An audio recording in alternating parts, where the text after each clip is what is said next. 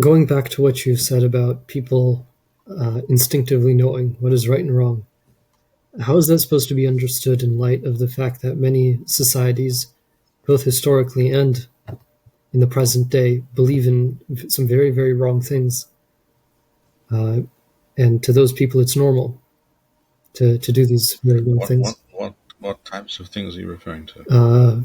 Child sacrifice, for instance, extreme violence, all these other kinds of abominable behaviors. Well, take something like child sacrifice. Yes, it's absolutely true that many ancient societies did this, but that is something which is sanctioned by a religious, theological logic of some kind.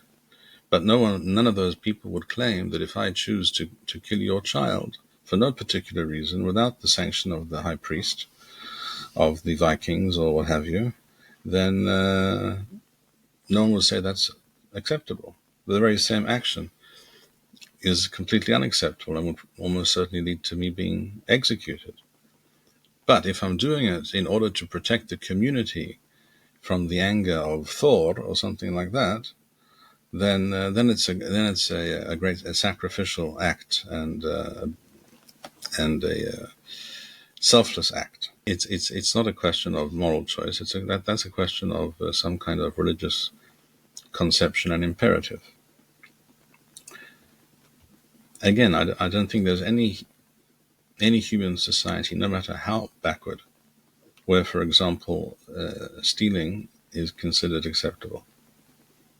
It usually leads to feuds, warfare, reprisals, etc., etc.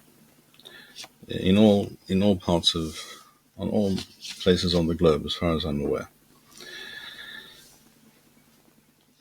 So you're making the claim that morality is somehow connected to what makes a society well off, and that the two sort of go hand in hand? Because I'm not sure I understand you. my question was that if you think, or if this implies that things that are conducive to the well-being of society are inherently moral. Again, I'm not sure I understand the question as you're putting it. I think I'm trying to ask, as you just pointed out, that historically when people would do these horrible things, they did it in light of the fact that they believed that this would be good for the society or for their community. Yes. And that nobody would think that just killing a child or burning their wife would be a good thing in and of itself. No, I don't think anyone thought that. So does that sort of imply that what is moral and what is good for society go hand in hand? Can one learn from the other, or does there need to be some sort of outside source of morality to inform us of what is good for society and what isn't? We do not believe in relativistic morality, by which I mean that, first of all, human beings obviously, again, are not all equal or the same. They do not view all aspects of life and reality through the same lens. They therefore perceive things differently. And therefore you can have different opinions as to what is right and what is wrong about many questions in life, in social matters. Ultimately, there needs to be an external source, an external authority above human beings. Take, for example, the question of abortion, which has for many decades, if not longer, been a very hot issue in various societies, particularly, shall we say, in the United States. Once upon a time, actually, it was a hotly contested issue, or generally viewed as a criminal act, to abort a living fetus. in essentially all countries. You don't have to go back very far, much less than 100 years.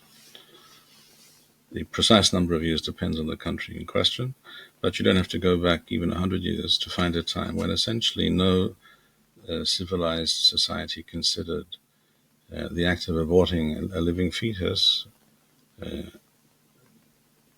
a perfectly acceptable moral choice. It was considered a crime. That's why it was always done in back streets by former nurses or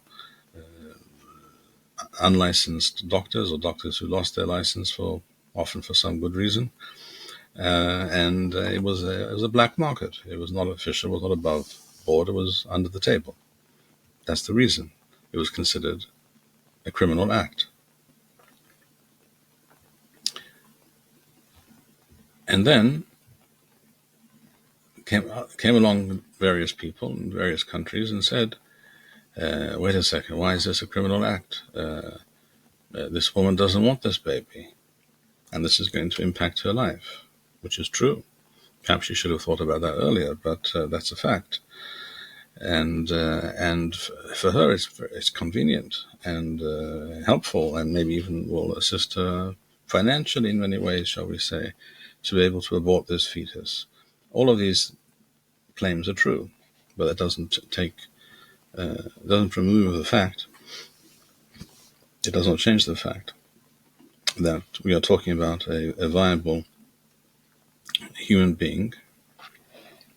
It's true that according to Halakha, until the child is actually born and leaves the mother's body, only then is it considered 100% fully alive. That's true.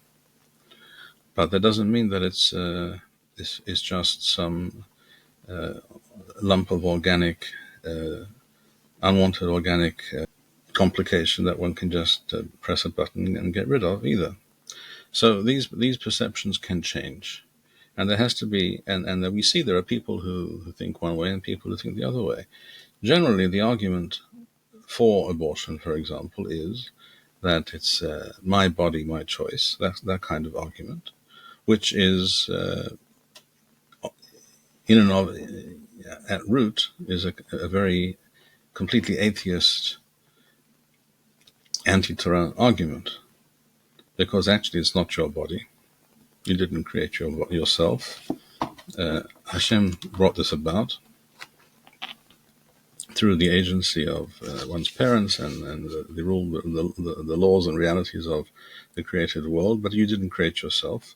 And that is why, according to the Torah, a person may not commit suicide. It's not your life to decide to erase from reality. But from an atheist's point of view, it's my life, my body, my choice. Same argument. So if I choose not to be alive, that's a perfectly legitimate choice. We don't accept that. Suicide is, except for very specific and unusual and rare circumstances, is very considered a criminal act of the highest order.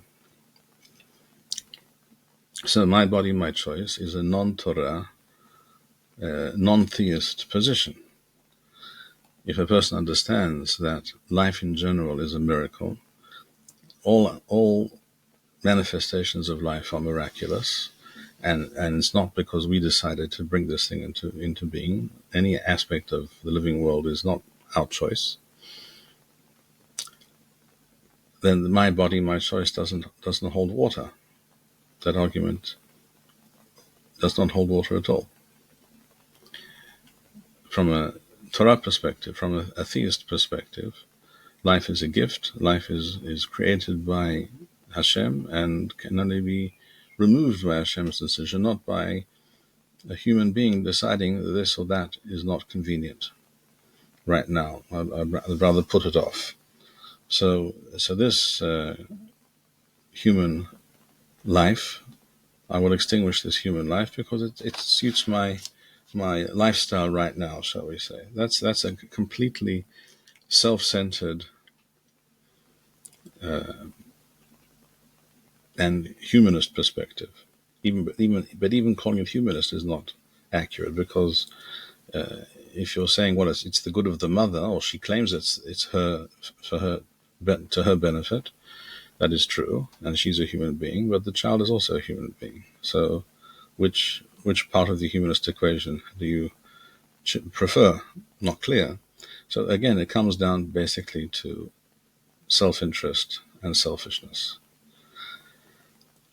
And so it is with many questions in human affairs.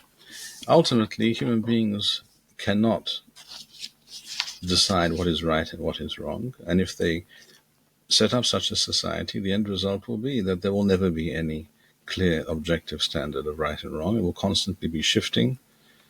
It will always be elastic. A law can be changed by the same body, the same parliament, shall we say, that enacted the previous law. And therefore there is no morality. And this is of course the great lie of postmodernist humanism, because the claim of the postmodernist humanists, like Jean-Paul Sartre, for example, was that human beings, this actually goes back 2,500 years, it's not a new claim, that human beings are rational, and as such, human beings, as rational beings, will choose to do the right thing. And that might be true if you're Jean-Paul Sartre, maybe, but not always, because what I know about his private life indicates otherwise. But the fact is, most people are not Aristotle, and he also was no great example to emulate based on what we know. And the same is true about many others who call themselves philosophers or wise men or gurus of some kind. Most people are certainly not that way inclined, and will not choose to do the right thing because some aspect of their being understands that is the right thing. There are all sorts of other things that get in the way and distort that decision-making process. And as we all see, that's not how reality works. So eventually there has to be an appeal to a higher authority, and that higher authority is Hashem. Only Hashem knows what is correct and what is not correct, what is right and what is wrong for human beings, and what will lead to the flourishing of human beings or the opposite. And reality proves this clearly.